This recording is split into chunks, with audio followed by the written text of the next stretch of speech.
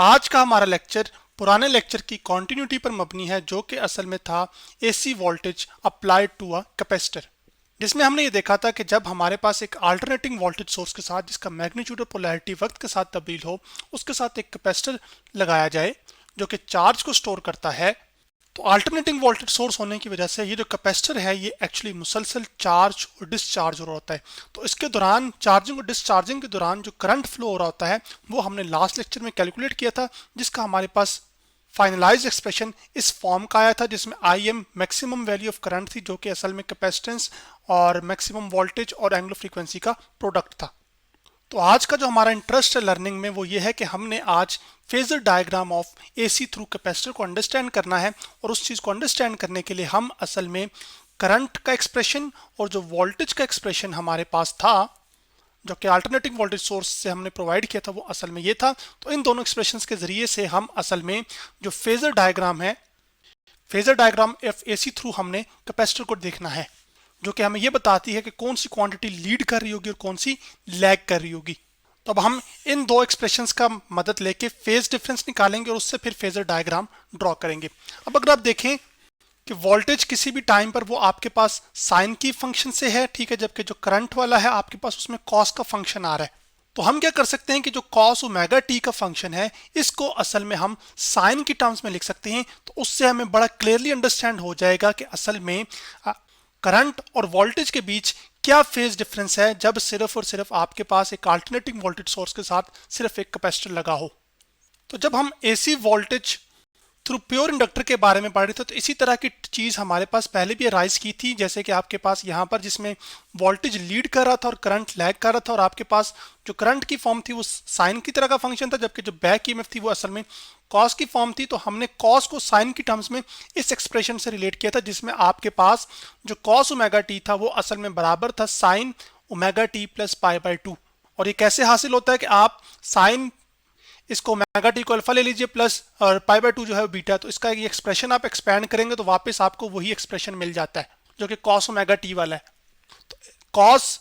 Of जो theta है ना, वो जनरल ये प्रॉपर्टी है हमारे पास ट्रिग्नोमेट्री की, जो कि ये है कि जो कॉस ऑफ थीटा है असल में वो बराबर होता है sine theta plus pi by 2 के, यानी कि साइन के एंगल में अगर मैं पाई बाय 2 ऐड करूं तो मेरे पास कॉस फंक्शन हासिल हो जाता है। तो इसी चीज का हम यहां पर भी इस्तेमाल करेंगे कि हमारे पास जो ये कॉस ओमेगा टी है इसको हम कॉस थीटा कह लेते हैं। तो ये जो कॉस थीटा है इसको आप लिख सकते हैं इस तरह से कि आपके पास ये एक्चुअली है साइन, और आपके पास थीटा में sine theta plus pi by 2 में,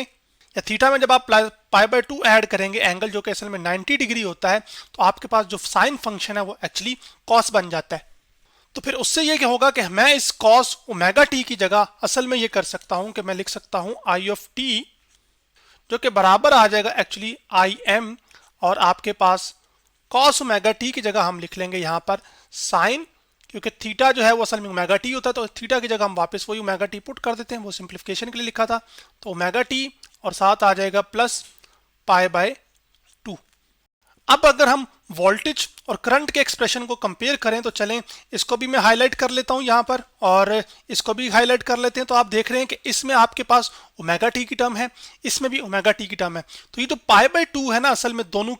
जो कि वी ऑफ टी में तो नहीं है लेकिन करंट में है, तो ये जो पाई बाय 2 है यही एक्चुअली फेज डिफरेंस है। और फेज डिफरेंस असल में आपको ये बता रहा है कि जब पाई बाय 2 का फेज डिफरेंस होगा तो इस सिनेरियो में आपके पास जो करंट है वो एक्चुअली लीड कर रहा होगा, जबकि वोल्टेज लैग कर रहा होगा। कितने फेज से? पाई बाय 2 से। अब आप इसी चीज को, इस एनिमेशन जो कि मैंने वोल्टर डॉट फेंट डॉट डी की वेबसाइट से ली है, जिसमें आपके पास ये जो ब्लू ग्राफ है ये एक्चुअली आपके पास वोल्टेज टाइम ग्राफ है जब एक अल्टरनेटिंग वोल्टेज सोर्स के साथ कैपेसिटर लगा हो उसके लिए, जबकि जो लाल कर्व आपको नजर आ रहा है जो कि असल में करंट टाइम ग्राफ है, जो कि अल्टरनेटिंग करंट टाइम ग्राफ है, जिसमें करंट का मैग्नीट्यूड और पोलैरिटी मुसलसल क्या हो रही है, वक्त के साथ तब्दील हो रही है। तो इस ग्राफ में आप ये देख सकते हैं कि जब आपके पास करंट की वैल्यू 0 हुई है तो आपके पास उसी टाइम के लम्हे पर जो वोल्टेज की वैल्यू है वो मैक्सिमम है।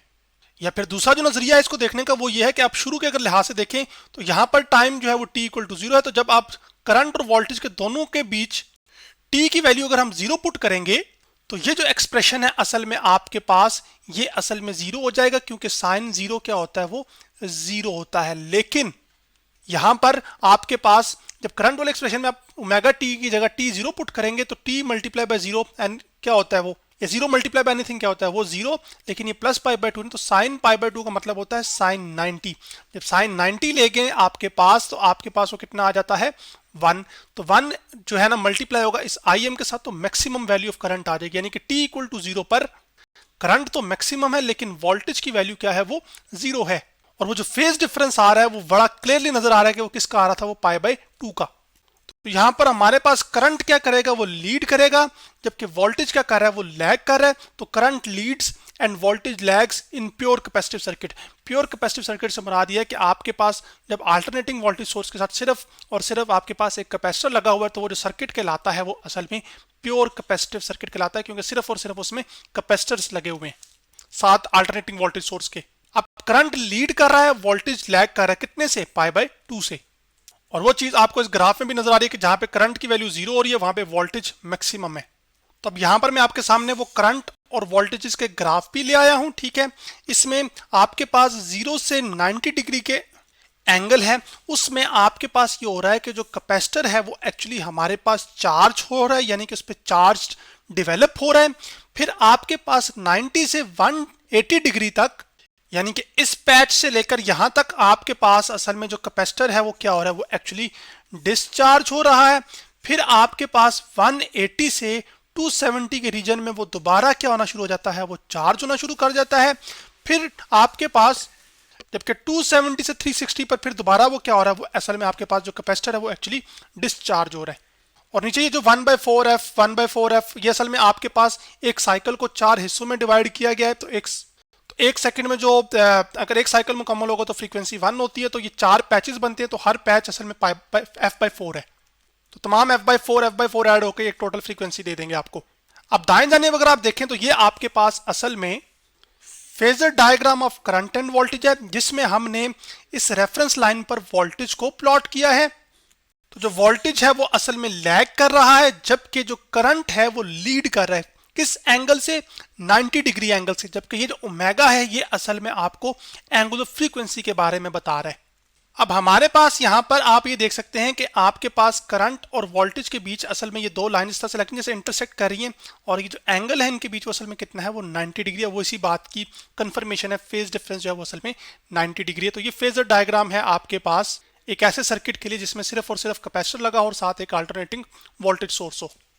दूसरी जो खास बात है वो ये है कि आपके पास यहाँ पर आप देख रहे हैं कि जो वोल्टेज का एरो है वो एक्चुअली लार्ज है,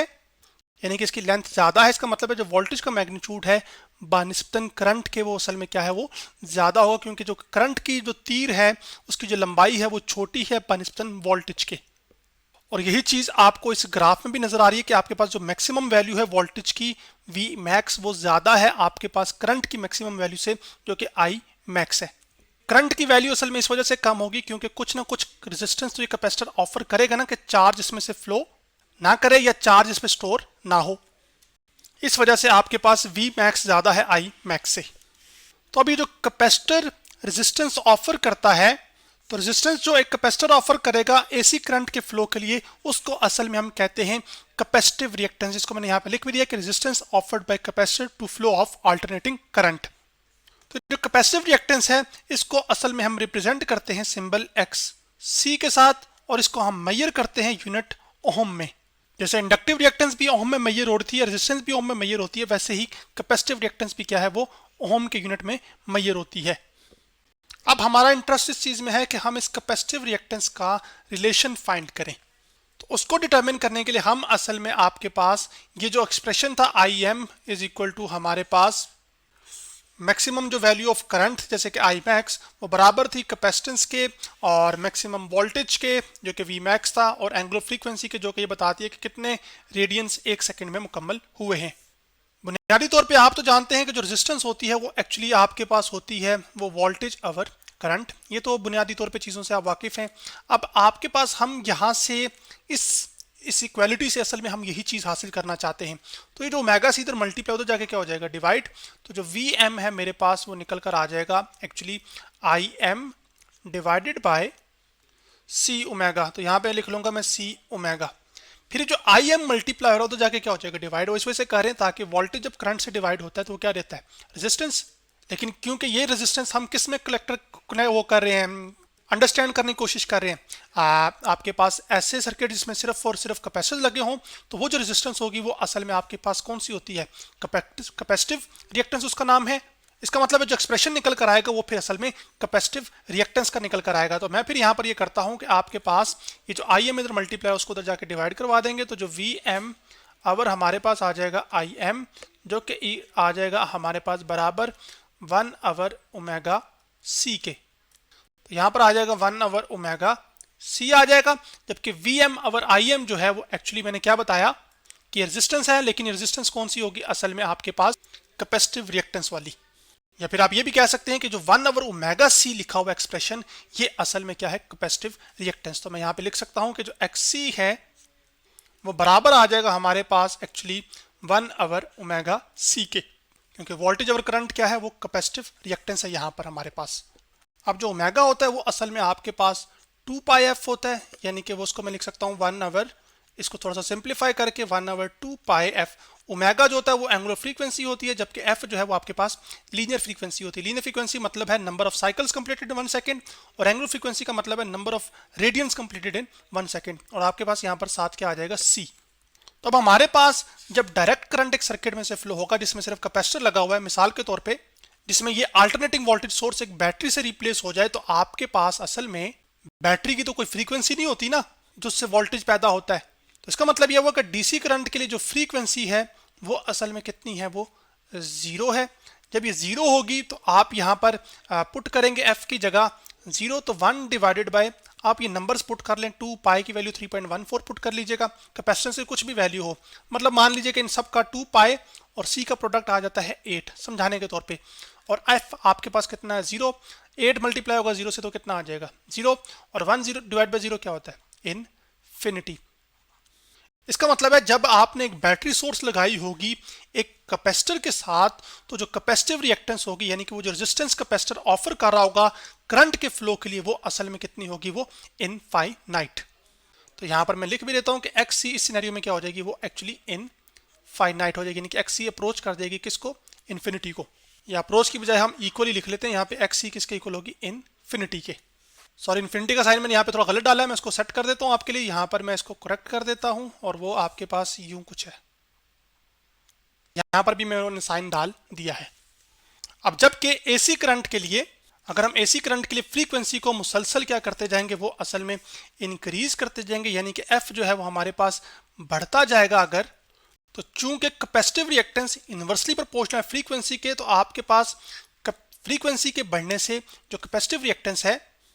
वो असल में क्या होती जाएगी, वो कम होती जाएगी, यानी कि आपके पास जो रेजिस्टेंस है आपके पास अल्टरनेटिंग करंट के फ्लो के लिए, वो असल में क्या होती जाएगी, वो कम होती जाएगी। तो मैं यहाँ पर उसको लिख सकता हूँ, फिर मैं कैपेसिटिव रिएक्टेंस का जो डिक्रीज होना है उसको मैं डाउन एरो से इंडिकेट कर रहा हूँ।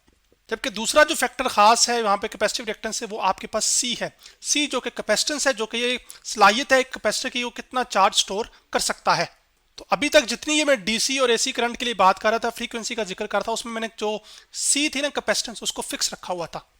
अब आपके पास अगर फ्रीक्वेंसी फिक्स हो जाए, यानी 50 हर्ट्ज आप कर लें, यानी कि एफ अगर हम 50 हर्ट्ज कर लें, और अब आप जो है ना वो आप मुख्तलिफ कैपेसिटर्स लगाते जाएं, तो मुख्तलिफ कैपेसिटर जब लगाते जाएंगे तो अगर हर कैपेसिटर की कैपेसिटेंस मुख्तलिफ होगी, तो जिस कैपेसिटर की कैपेसिटेंस ज़्यादा होगी, यानी कि चार्ज स्टोर करने की सलाहियत ज़्यादा होगी, तो जिस कैपेसिटर की कैपेसिटेंस यानी कि चार्ज स्टोर करने की सलाहियत ज़्यादा होगी, असल में हमारे पास उसके लिए जो XC है, यानी कि कैपेसिटिव रिएक्टेंस है जिसको हम XC कह रहे हैं, वो असल में फिर क्या होगी, वो कम होगी, जिसको मैं डाउन एरो से रिप्रेजेंट कर रहा हूँ, क्योंकि वो कैपेसिटर जिसकी कैपेसिटेंस ज़्यादा होगी वो कम रेजिस्टेंस ऑफर करेगा अल्टरनेटिंग करंट के फ्लो के लिए, जिसकी वजह से आपके पास कैपेसिटिव रिएक्टेंस क्या होगी, वो फिर कम होगी, तो आपके पास ज़्यादा जो चार्ज है वो इस कैपेसिटर पर स्टोर होगा। ठीक है, लेकिन अब यहाँ पर हम ये जो खास बात आपने याद रखनी है कि जब आप अल्टरनेटिंग वोल्टेज सोर्स लगा रहे हैं ना, तो इसमें जो कैपेसिटर है वो मुसलसल चार्ज और डिस्चार्ज हो रहा है, कुछ पोर्शन के लिए चार्ज, फिर डिस्चार्ज, फिर चार्ज, फिर डिस्चार्ज। अब नेक्स्ट लेक्चर में हमारा इंटरेस्ट इस चीज़ में होगा कि आपके पास जब एक अल्टरनेटिंग वोल्टेज सोर्स के साथ सिर्फ कैपेसिटर लगा हो, तो उस कैपेसिटर के अक्रॉस पावर लॉस कितनी होगी। तो वो हमने पावर लॉस निकालनी है, यानी कि कितनी जो इलेक्ट्रिकल एनर्जी है वो हीट की फॉर्म में ज़ाया हो रही होगी, कितनी तेज़ी के साथ हो रही होगी। तो आज हमने AC voltage applied to a capacitor के बारे में पढ़ा।